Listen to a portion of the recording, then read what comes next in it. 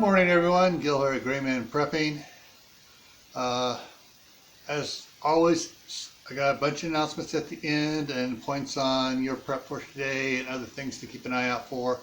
What I'm going to start off with here before I get on to the exercising. Tonight on Survival Saturday with the doctors, they have Doc Bones and Nurse Amy.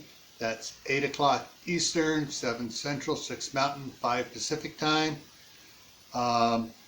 If you go to my community tab, there's the things on it, so you can go ahead and click on it, go in there, and click the notify me, so it actually sends you an email reminder when I go live, because YouTube is not sending out notifications like it's supposed to. It's only sending out like a fifth of the notifications, if that many. So check it out. Right now, let's get to exercising.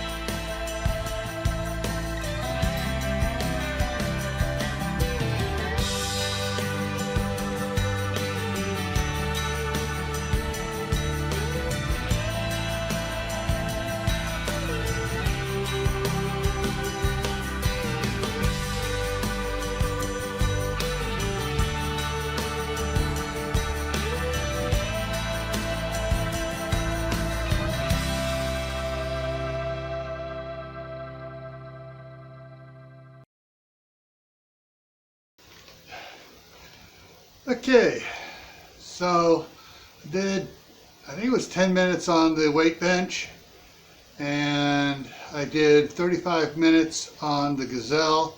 I did 257 calories on the gazelle today. Yesterday I did a total of 600 calories throughout the day. Able to go a little bit longer each time as I build up my endurance. And so I'd say probably by the end of February I'll be up to 400 calories a day on the gazelle. All right, let's see, your prep for today. Sorry, I just had a brain fart. What was the one I was going to say? Oh yeah, jackets.